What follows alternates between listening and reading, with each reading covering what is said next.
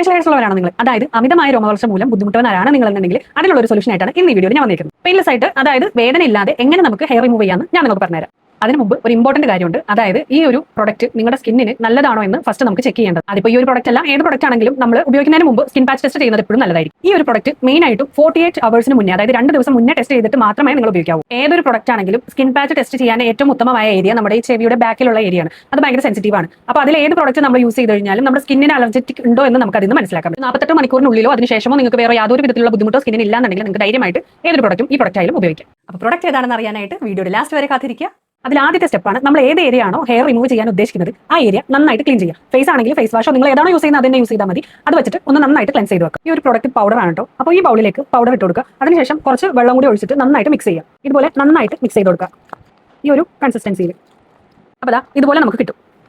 എന്തെങ്കിലും അപ്ലൈ ചെയ്ത് നോക്കാം. ഒരു ബ്രഷ് എടുക്കുക, എന്നിട്ട് ഇത് ജസ്റ്റ് ഡിപ്പ് ചെയ്യുക. ഫേസിൽ ഹെയർ എവിടേക്കാണോ നമുക്ക് റിമൂവ് ചെയ്യേണ്ടത് ആ ഏരിയയിൽ മാത്രം അപ്ലൈ ചെയ്യും. കണ്ടോ, എനിക്ക് ഇവിടെ ഉണ്ട്, പിന്നെ ഈ ഏരിയ, പിന്നെ ഇത് ഇവിടെ കുറച്ച്, ഇവിടെ ഒക്കെ ഉണ്ട്. അപ്പോൾ ഞാൻ എന്തായാലും അപ്ലൈ ചെയ്തിട്ട് കാണിക്കാം. ഞാനിപ്പോൾ ഇത്ര ഏരിയയിലാണ് അപ്ലൈ ചെയ്തിരിക്കുന്നത്. ചെറിയൊരു ബേൺ സെൻസേഷൻ ഉണ്ട്, പക്ഷേ കുഴപ്പമൊന്നും ഇല്ലെന്നുണ്ടെങ്കിൽ നമുക്ക് വെച്ചോണ്ടിരിക്കാം. അധികമായിട്ട് ബേൺ സെൻസേഷൻ ഉണ്ടെങ്കിൽ കഴുകി കളയാപ്പോൾ തന്നെ. ഇനി നമുക്ക് ഇത് ഡ്രൈ ആവുന്ന വരെ ഒരു 5 to 10 മിനിറ്റ്സ് നമ്മൾ വെയിറ്റ് ചെയ്യാം. ഓക്കെ, അപ്പോൾ ഇതൊക്കെ അത്യാവശ്യം ഉണങ്ങിയിട്ടുണ്ട്. ഞാൻ കയ്യിൽ ഇട്ടിട്ടുണ്ടായിരുന്നു. നമുക്കിപ്പം ഇതിൻ്റെ റിസൾട്ട് നോക്കാം. ഞാനിപ്പോൾ എടുത്തിരിക്കുന്നത് ഒരു വെറ്റ് സ്പോഞ്ചാണ്. ഇത് വെച്ചിട്ട് നമുക്ക് ഒന്ന് ഓപ്പോസിറ്റ് ഡയറക്ഷനിൽ, ഹെയറിൻ്റെ ഓപ്പോസിറ്റ് ഡയറക്ഷനിൽ നമുക്ക് റിമൂവ് ചെയ്ത് നോക്കാം. എങ്ങനെയാണ് അതിൻ്റെ റിസൾട്ട് നോക്കാം. ഓക്കെ, ഈ ഏരിയയിലാണ് എനിക്ക് കുറച്ച് അധികം ഹെയർ ഉള്ളത്. അപ്പോൾ അതിൽ നമുക്ക് ആദ്യം തന്നെ അവർ നോക്കാം.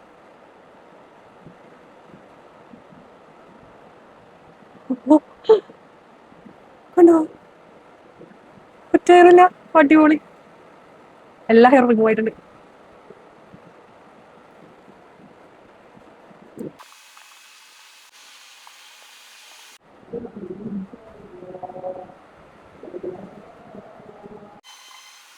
അപ്പോൾ ഇതാണ് ആ പ്രൊഡക്റ്റ് റിമൂവ് ചെയ്തിട്ടുള്ള ലുക്ക്. ഇത് കണ്ടോ, ഇവിടുത്തെ ഹെയർ ഒക്കെ കംപ്ലീറ്റ് പോയിട്ടുണ്ട്. പിന്നെ ഇത് റൂട്ടിൽ നിന്നല്ല പോയിരിക്കുന്നത്, നമ്മൾ റേസർ ചെയ്യുന്ന ഒരു എഫക്റ്റാണ്. എന്നാലും റേസറിനേക്കാളും കുറച്ചും കൂടി നന്നായിട്ട് പോയിട്ടുണ്ട് എല്ലാ ഏരിയയിലും.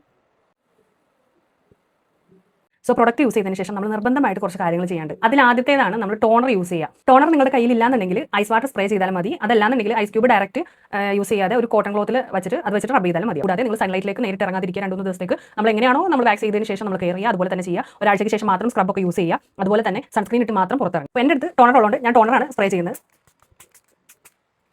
ഞാനിവിടെ യൂസ് ചെയ്യുന്നത് പ്ലമ്മിൻ്റെ ടോണറാണ് യൂസ് ചെയ്യുന്നത്. സോ അപ്പോൾ ഇതാണ് ഫൈനൽ ലുക്ക്. അപ്പം ഇതാണ് ഞാൻ യൂസ് ചെയ്ത പ്രൊഡക്റ്റ്, വെൽനസ് ഷോപ്പിന്റെ ടർമറിക് ഫേഷ്യൽ വാക്സ്. 5 മിനിറ്റ് എന്നൊക്കെയാണ് ഇതിനകത്ത് കാണിച്ചിട്ടുള്ളത്, പക്ഷേ അത് കൂടുതൽ എടുക്കുന്നുണ്ട് കേട്ടോ. അപ്പോൾ സബ്സ്ക്രൈബ് ചെയ്ത് കാത്തിരിക്കുക. അടുത്ത വീഡിയോ ആയിട്ട് വരാം.